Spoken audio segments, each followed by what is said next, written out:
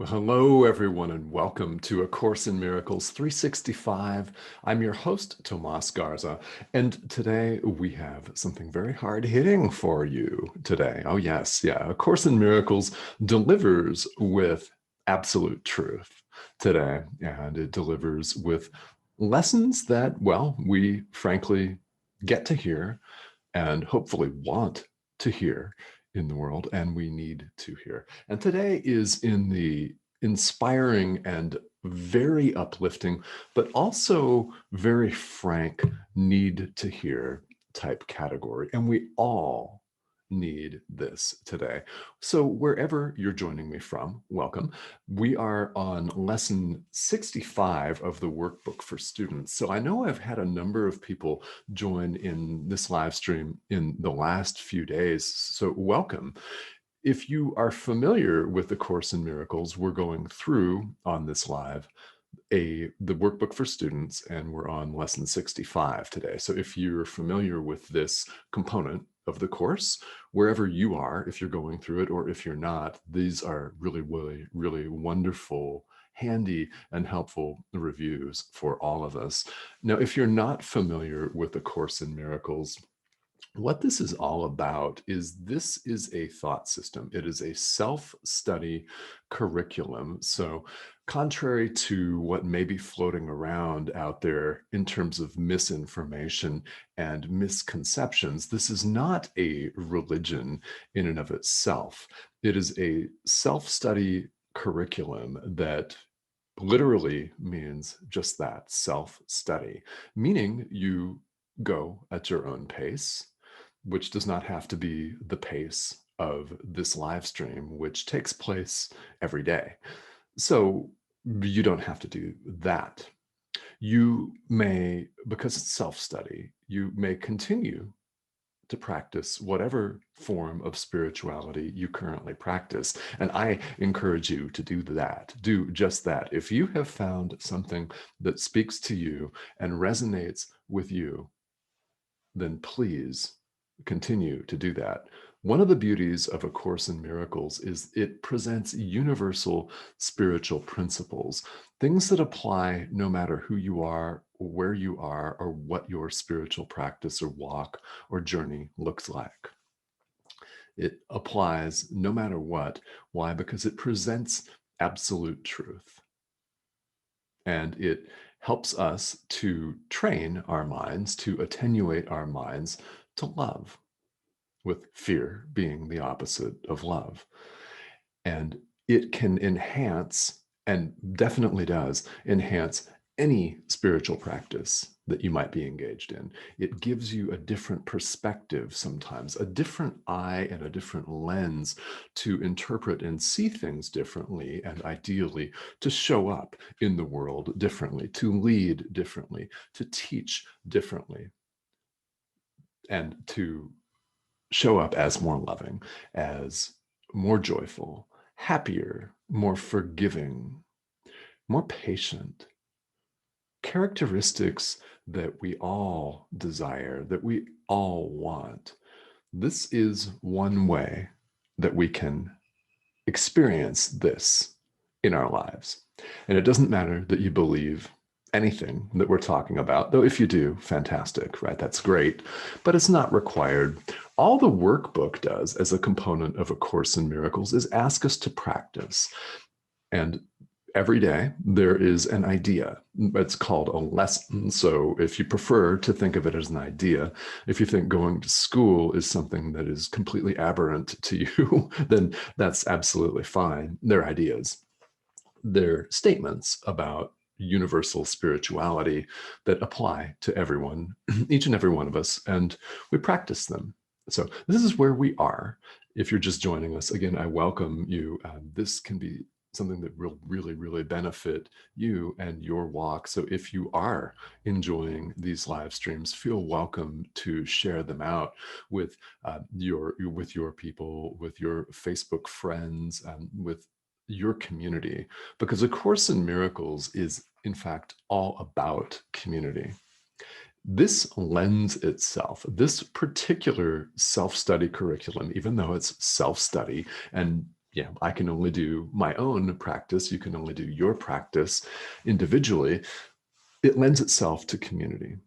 You'll notice, if you're not participating in one of these groups already, you'll notice that there are a number of study groups online as well as in person, especially online these days. There are a lot of resources and a lot of community because there are a lot of people working through these lessons in their lives, and it's very fun. I've been a member of one of these groups before, a study group that would meet every week, and we'd go over portions of this together.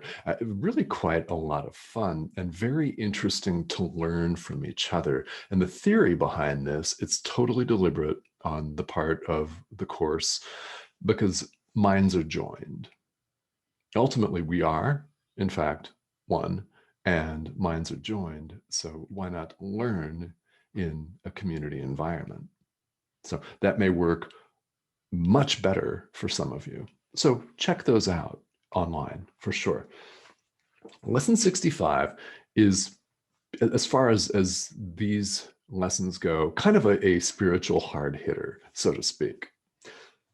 I just use that as language to get people's attention. And that's what Jesus is trying to do here. That's what the Holy Spirit's trying to do here.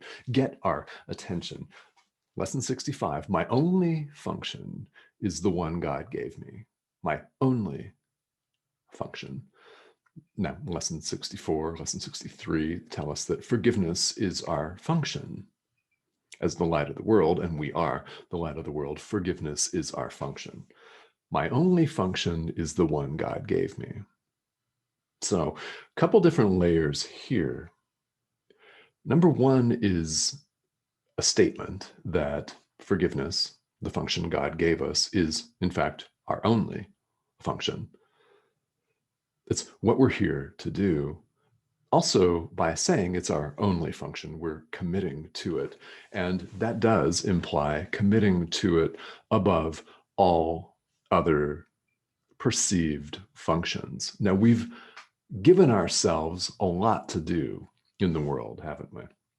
This is something that's valuable because we don't always think about it in these terms, but we've given ourselves lots of functions, labels, you could call them, in the world. That you might be a marketing guru in your work, right? You might be a technological genius. You might be a computer programmer. These are all functions that we've given ourselves in the world. Parent, lover, right? Spouse, romantic partner, friend, homeowner.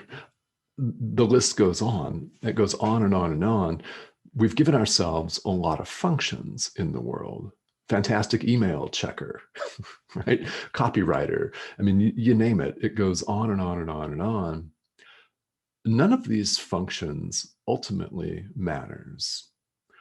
Our only real function is the one God gave us, which is forgiveness. Now, this does not mean that you shouldn't go about your life as you've currently designed it. We're not saying that you have to give up relationships. We're not saying that you should give up careers. No, none of that.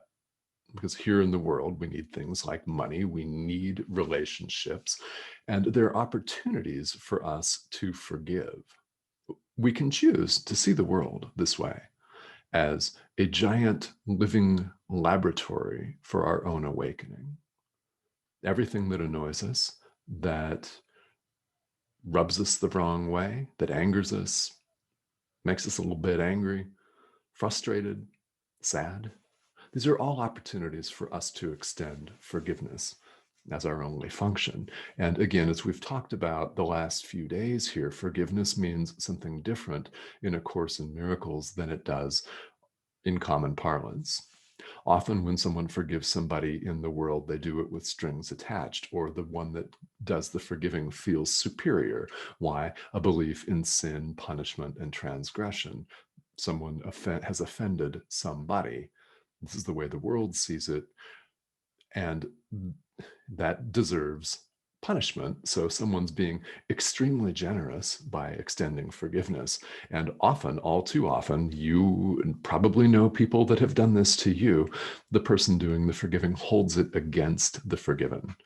they feel superior because they have not committed this offense, whatever it is. And the person that is forgiven may end up feeling really guilty, despite the fact that someone has said that they forgive them. It's woefully incomplete.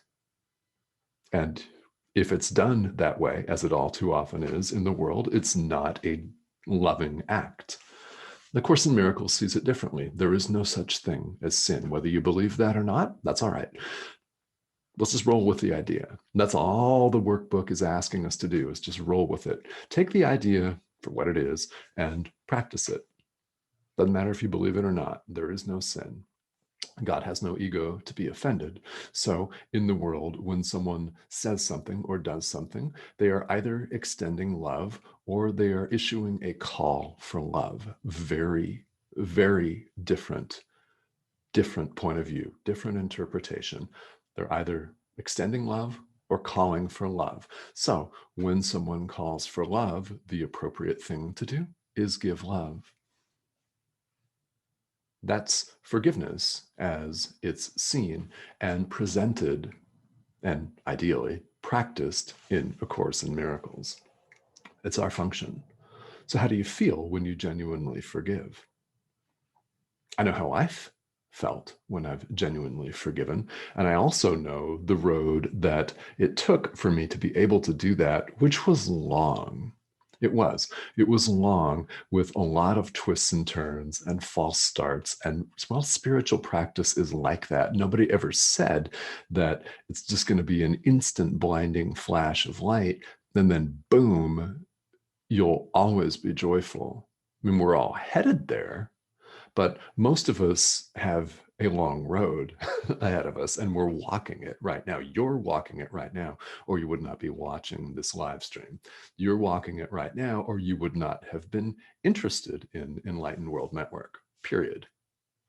So what we're to do is prioritize our function, forgiveness, over all else, because the others don't matter. We have so many different things that we pay attention to in the world.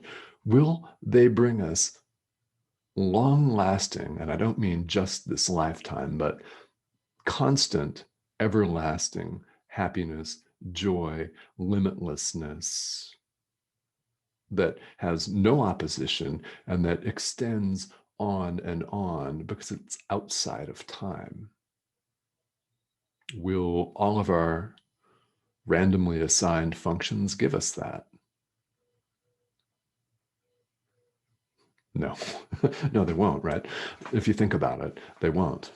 Why? Because a career ends, and it's not always rainbows and unicorns, right? It's not always joyous. If you have a job as a tech professional or something, things don't always work, right? And if you work with human beings, well, human beings don't always work either, right? They say things. We act out of fear, identifying ourselves with the ego, with a separate sense of self. So things can get messy. Things can get messy. What all this really means is that we're diverting our attention in the world from what really matters. So, what Workbook Lesson 65 talks about is returning to what really matters. How do we do this? Many ways. One of these is meditation practice, another is working with these lessons as they're described here in the workbook. And this pretty much is a meditation practice. So, what happens in a basic meditation practice, if you're familiar with it, then you'll know, is that we experience all of these distracting thoughts in what seems like a torrent, doesn't it? It seems like a steady stream that goes on and on. One minute we're thinking about the quality of our computer screen. The next minute we're thinking about how our big toe itches. Then we're thinking about tomorrow. Then what happened in 1990 in August, that time that someone cut us off on the freeway. We just remember these weird things, seemingly random events from the past. We dwell on the future. We're doing anything but sitting still and present right here in the moment. Meditation practice, yoga practice, a nice walk, self-care, spiritual practice, prayer, practicing these lessons in the workbook for students all bring us back to the present moment. And it's critical because this is all we have. This right now is when we make a decision. It's where we make a decision for love. It's when we choose our function over all the other ones. It's where we choose happiness instead of unhappiness. It's where we choose God instead of the ego. Okay. It's where you choose your guides instead of cable news, for example. Every workbook lesson has a specified and suggested way to work with the day's idea. However, if you do nothing else, then it is so valuable today, especially because this is one of those lessons that just lays it out on the line for us, to repeat today's idea. My only function is the one God gave me. I want no other, and I have no other. So whether you repeat this is very powerful. The idea is my only function is the one God gave me. You can add to this, I want no other, and I have no other. You're prioritizing forgiveness. What are the benefits of forgiveness? Awakening, full, complete awakening, joy, love, loving relationship, power, standing in real power and real authority, recognizing who you are and have always been, no matter how many other paths you've chosen. Very powerful. We're talking loving, very powerful stuff here. Very. My only function is the one God gave me. I want no other, and I have no other. So repeat this. You can do it with your eyes closed, or you can do it with your eyes open, looking around you at everything you see.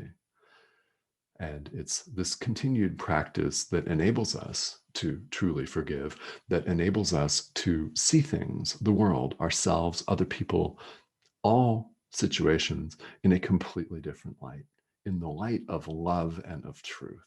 So this is my hope for all of us, is that we take the opportunity right now, in the present moment, to make this choice. Take the opportunity. And so let me hop on here, and I'm going to see who's joining me live, because I always love to do this. All right. Well, Rachel, hello. And Cindy, hey, how are you? All right. Thank you guys for tuning in here.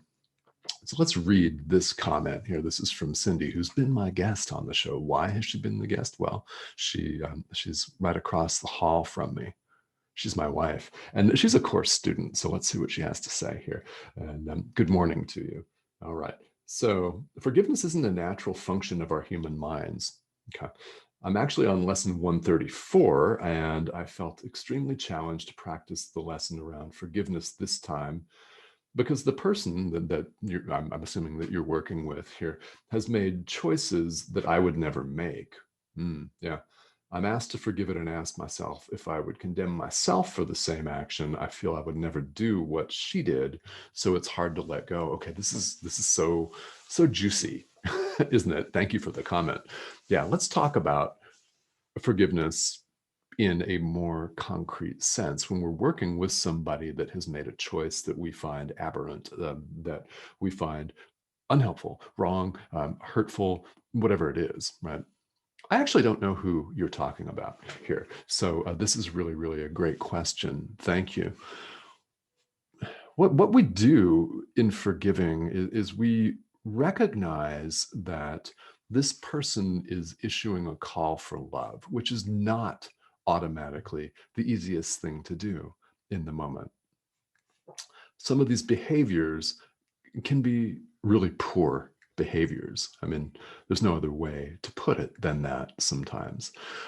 People act out for all kinds of reasons, and it's a call for love. So what we're doing in forgiving is this is very important, is that we're overlooking the error that they made. And the only error really is identifying with the ego. So in extending love, we're overlooking that. It also means we can keep our healthy boundaries. This is something that people often mistake in terms of forgiveness, which I will talk about in greater detail. In fact, I'm developing workshops, including a mastermind around forgiveness as it's presented and practiced in A Course in Miracles. So definitely stay tuned for these details. I will announce them. I'm in the process of that. And what's going on with all of this is that we have an obligation to show up, teach and lead and be as healthy and as loving and as whole as we possibly can. So that means that forgiveness does not have to mean that we condone the other person's behavior, which we may never do. You don't have to do that. None of us has to do that. We can keep our healthy boundaries. And in fact, it's sane, it's loving, and it's very helpful to know that we would never do that. And in forgiving them, we're not saying that their behavior is okay, because it may not be in the world. But we don't have to allow it to drag us down. Now, the person that's being forgiven does not even have to know that you forgive them. It's not like we have to call somebody up on the phone or get on a Zoom with them and say, hey, I forgive you. I'm really offended and this makes me angry. I would never do this. But they don't even have to know that you're doing it.